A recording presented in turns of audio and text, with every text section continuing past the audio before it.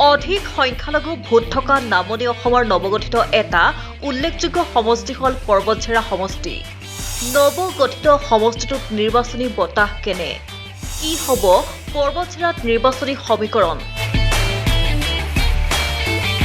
কোনে পাব বিৰোধী ঐক্যৰ টিকট? কি ভূমিকা থাকিব BPFৰ? অৱশ্যে নিৰ্বাচনৰ দিন ঘোষণা হোৱা নাই যদিও সমষ্টিটোত আছে কেইবাগৰাকীও টিকটৰ দাবীদাৰ। পিছে সমষ্টিটোত কেনে প্ৰাৰ্থী বিচাৰে ৰাইজে? আমি এখন ভিতৰুৱা গাঁৱত আহি উপস্থিত হৈছোঁ। এইখন হৈছে ভাওৰাগুৰি ৰাজহুৱা চক্ৰৰ অন্তৰ্গত চৌতাৰা গাঁৱত, আৰু চৌতাৰা গাঁৱৰ কিছু সংখ্যক লোকৰ লগত আমি আগন্তুক নিৰ্বাচন সম্পৰ্কে কিছু কথা জানিবলৈ যত্ন কৰিম। বিগত চৰকাৰখনৰ পৰা আপোনালোকে কি ধৰণৰ সুবিধা পাইছিলে, কিমান সন্তুষ্ট? মুঠেই সন্তুষ্ট নহয়। এইবাৰ কাৰ চৰকাৰ বিচাৰিছে? এইবাৰ আমি পৰ্বতঝৰা ৰাইজে কংগ্ৰেছ চৰকাৰ বিচাৰিছোঁ। আমি এইবাৰ ৫ নং পৰ্বতঝৰাৰ পৰা জহিৰুল ইছলাম মণ্ডলক মানে প্ৰাৰ্থী হিচাপে বিচাৰিছোঁ। মানে জহিৰুল ইছলাম মণ্ডল লোকেল কেণ্ডিডেট হয়, আৰু আমি ৰাইজে এটা চিন্তা কৰিছোঁ যাতে মানে আমাৰ এই পৰ্বতঝৰাত বাহিৰৰ কোনো কেণ্ডিডেট মানে দিয়া নহয়। মানে বাহিৰৰ কোনো কেণ্ডিডেট দিলে আমি ৰাইজে তাক ছাপোৰ্ট নকৰোঁ। বিকল্প চিন্তা কৰিছোঁ যাতে আমাক এই পৰ্বতঝৰাত লোকেল কেণ্ডিডেট দিয়া। জহিৰুল ইছলাম মণ্ডলক যদি টিকিট দেয় তেনেহ'লে আমি পৰ্বতঝৰা ৰাইজে জহিৰুল ইছলাম মণ্ডলক মানে বিপুল ভোটত জিকাম। ইয়াৰে বাসিন্দা আপুনি? জি হয়। কি ধৰণৰ পৰিৱেশ চাইছে এইবাৰ? পৰিৱেশটো মানে আমাৰ পৰ্বতঝৰাৰ যিটো ছেকশ্যনত গোটেই মানুহৰ মুখত শুনা যায় যে এইবাৰ মানে কংগ্ৰেছ শুনা যায় আৰু কি। বিজেপি চৰকাৰৰ দিনত আপোনালোকে সুবিধা পোৱা নাছিল? না, বিজেপি চৰকাৰৰ দিনত আমি সুবিধা পোৱা নাছিল, আৰু বহুত অসুবিধা পাইছোঁ আমি, যাৰ কাৰণে বহুত ৰাইজে আমাৰ এই কংগ্ৰেছ বুলি মানে একটা হৰগোল উঠিছে, আৰ আমি এবাৰ কংগ্ৰেসকে সাপোৰ্ট কৰি। সৰকাৰখনৰ প্ৰতি আপুনি কিমান সন্তুষ্ট? সব দিক দিয়ে ঠিক আছে, কিন্তু খালি যে রাজনীতি করতেছে, খালি মানে মুসলিম একটা জাতির উপরে খালি রাজনীতি করতেছে, এইটার দিকে অল্প খারাপ লাগে আর কি। এই যে উচ্ছেদ করে আছে, তারপরে কি কয় উচ্ছেদ করে আছে, তারপরে আবার কি কয় মিয়া কোনো জায়গায় কাম করবা যাওয়ার পাইতেছে না। মানুষ তো একই না, একই। এবার কংগ্রেসের প্রভাব বেশি। MLA দখল কৰি আছিলে বহুটা বছৰ। আসলে কাম কাজ কৰিছে, সুবিধা কিমান পাইছে? পাইছে সুবিধা, যতটুকু পাওয়ার দরকার ছিল অতটুকু পায় নাই আর কি। হ্যাঁ, সন্তুষ্ট নহয়? হ্যাঁ, সন্তুষ্ট না। 10-12 জনে প্ৰচাৰ চলাইছে, আপোনালোকে কাক বিচাৰিছে? আমার এই পর্বতঝরা সমষ্টির যে জহিরুল মন্ডল যেটা মানে ক্যান্ডিডেট প্রত্যাশী আর কি, ক্যান্ডিডেট দাবিদার, ওইটা কি আমার লাগে। তার মানে আমার বহুত কাম করে আছে, গরিব দিকে অল্প সহায় করে আছে।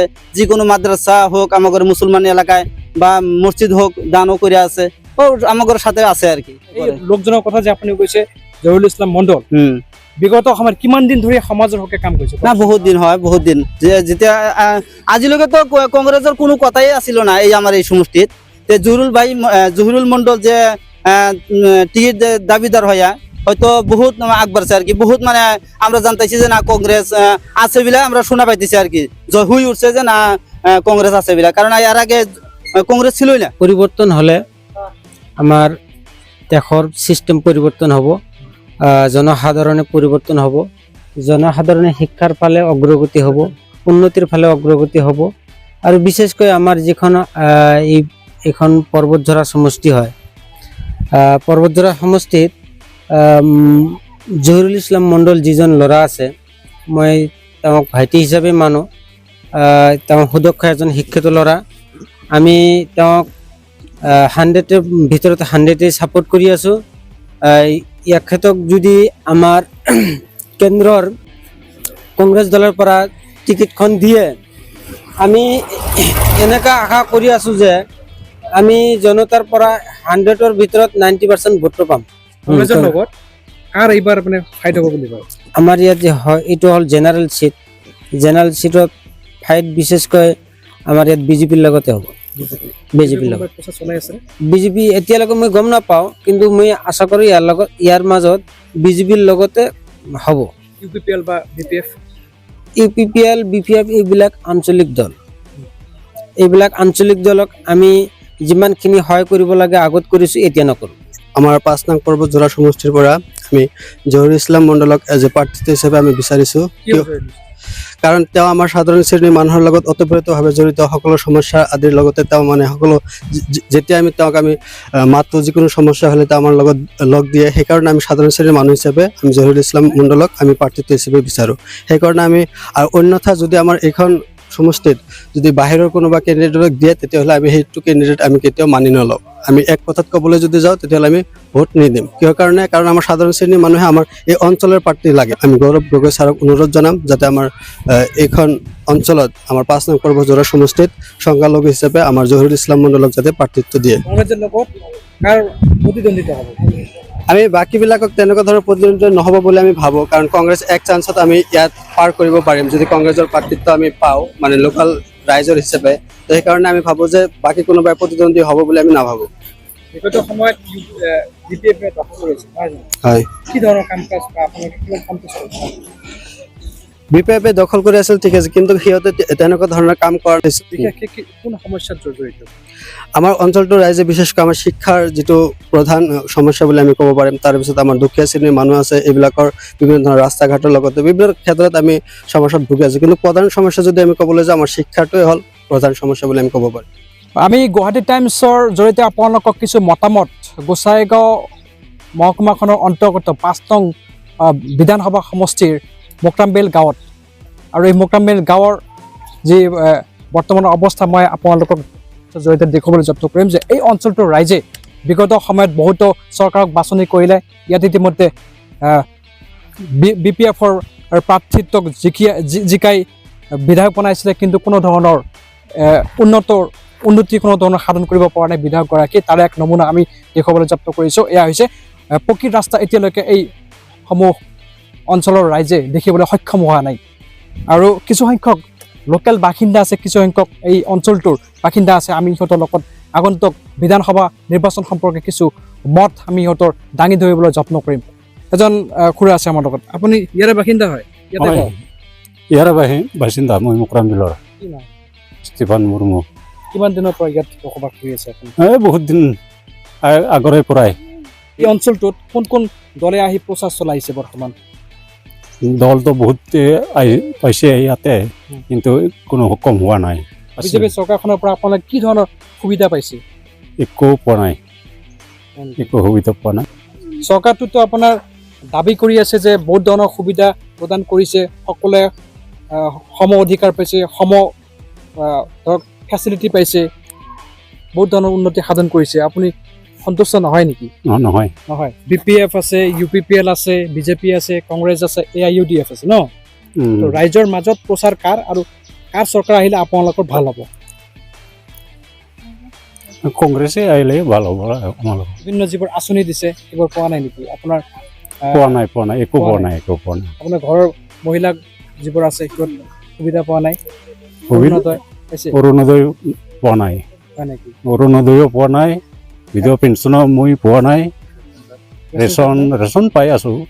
জহিৰুল ইছলামক বিচাৰে। 15 গাঁও। 15 গাঁও। আপোনালোকে মূলতে কি কি সমস্যাত ভুগি আছে? ইমান দিনে কি কি সমস্যা পাইছে? কি পাইছে? কিছু পাই নাই। পোৱা নাই? চৰকাৰৰ পৰা কোনো সুবিধা পোৱা নাই? পোৱা নাই। ইলেক্ট্ৰিচিটি নাই, কাৰেণ্ট নাই? নাই, কাৰেণ্টো নাই, ৰাস্তা ঘাটো নাই। নাই। আৰু অৰুণোদয় এটাও পাই না, আচ্ছা, কিছু পাই না। কিয় চৰকাৰে দেখোন দাবী কৰি আছে যে বৃদ্ধ পেঞ্চন দিব, অৰুণোদয় দিব, তাৰপিছত কিবা কিবি স্কিম আপোনালোকক দিছে বুলি কৈছে? না না, নাই পোৱা? একো পোৱা নাই? এপ্লাই কৰা নাই বোধ আপুনি? খবৰ নাপালে কি ৰকম এপ্লাই কৰিব? আচ্ছা, এনে গাঁৱৰ যিবোৰ মেম্বাৰ চেম্বাৰ আছে সিহঁত পইচা বিচাৰে নেকি অৰুণোদয় নামত, ৰেচন কাৰ্ড বনাই? কৈ নাই, কিছু কৈ নাই। নাই। কি ধৰণৰ MLA বিচাৰিছে? ভাল MLA লাগিব। ভাল MLA লাগিব। এতিয়া কোন কোন দলে, কোন কোন পলিটিকেল পাৰ্টিয়ে প্ৰচাৰ চলাই আছে? বিজেপি আছে, UPPL আছে, BPF আছে, কংগ্ৰেছ আছে। কংগ্ৰেছ মিটিং চিটিং কৰে? কৰা নাই। কৰা নাই। আপোনালোকে কাক বিচাৰিব? কাৰ চৰকাৰ আহিলে ভাল হ'ব? কংগ্ৰেছ। কংগ্ৰেছ? কিয়, কেনেকে ভাল হ'ব? কি বিচাৰে? যে ৰাস্তা ঘাট আছে এটা দিব বুলি ভাবে আপুনি? কংগ্ৰেছ দিব বুলি ভাবে? আচ্ছা, কংগ্ৰেছৰ হৈ কোনে প্ৰচাৰ চলাই আছে? বহুতো কেণ্ডিডেট আছে না, কেণ্ডিডেট হোৱাৰ কাৰণে লাগি আছে। আপোনালোকে কি ধৰণৰ কেণ্ডিডেট বিচাৰিব? ভাল কেণ্ডিডেট লাগবে। এনে জানে না নাই কোন কোন টিকেটৰ কাৰণে লাগি আছে? গম নাপায়? না, এটা জানে না। কংগ্ৰেছে যদি এইখন সমষ্টিৰ পৰা টিকেট দিয়ে আপোনালোকে ভোট দি জয়যুক্ত কৰাব, কংগ্ৰেস দেব। জয় হ'ব। হুম। সমস্যাত ভুগি আছে বৰ্তমান কি কৰিব? সমস্যা আমাৰ সমস্যা কি আছে আমাৰ সমস্যা ৰাস্তা ঘাটৰ কিবা এটা সমস্যা আছে কাৰেণ্ট নাই। কাৰেণ্ট আছে কাৰেণ্টটো আছে এইটোৰ সমস্যা নাই আচ্ছা, ইয়াততো আমি কাৰেণ্টৰ কোনো পোষ্ট দেখা নাই। আপোনালোকৰ গাঁৱত আছে এইখন ঠাই? এইখনত নাই আমাৰ এইফালে আছে আৰু কি আছে। পাইছে আচ্ছা ঠিক আছে, চৰকাৰখনৰ পৰা কি কি সুবিধা পাইছে কওকচোন? বিজেপি চৰকাৰৰ পৰা কি কি সুবিধা পাইছে? সুবিধা পাৱাৰ মতে আমাৰ নাই খালি অকল সেই কিবা কাৰেণ্ট পাইছো এইটাই ফ্ৰী কাৰেণ্ট পাই আছে, উম, ফ্ৰী পাই আছে, অৰুণোদয়, এইবিলাক নাই নাই নাই বৃদ্ধ পেঞ্চন, বি- চৰকাৰী ঘৰ পাইছে আপুনি? পাই নাই কিয় পোৱা নাই? চাকৰি কৰে নেকি? ক'ত আৰু চাকৰি কাৰণে গৰীব মানুহৰ ক'ত আৰু চাকৰি কৰিম ছাৰ চৰকাৰেতো দাবী কৰি আছে যে আপোনালোকৰ যিবোৰ দৰিদ্ৰ বা দুখীয়া শ্ৰেণীৰ মানুহ সিহঁত চৰকাৰী আৱাস গৃহ বা ঘৰ পাব, আপোনালোকে বঞ্চিত হৈ আছে।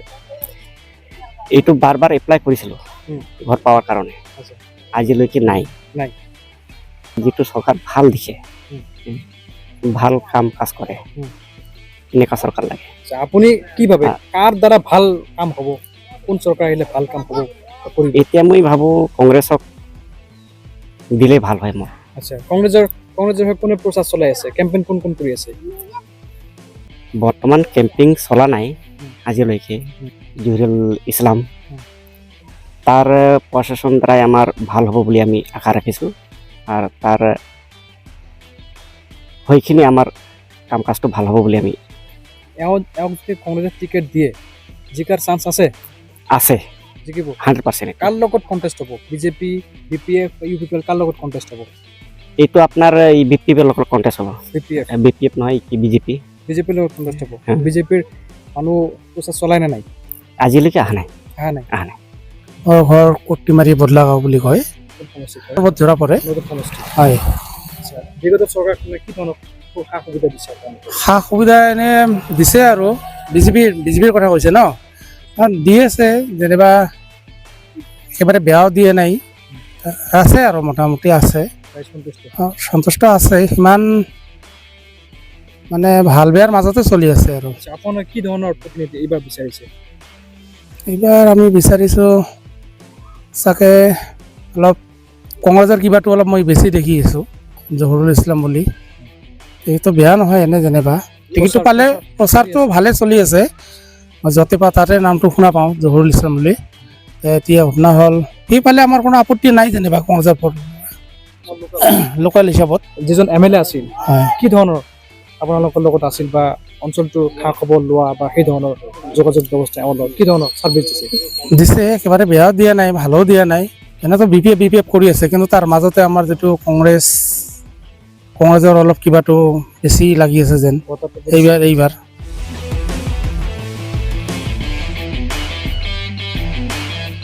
News desk report, Guwahati times.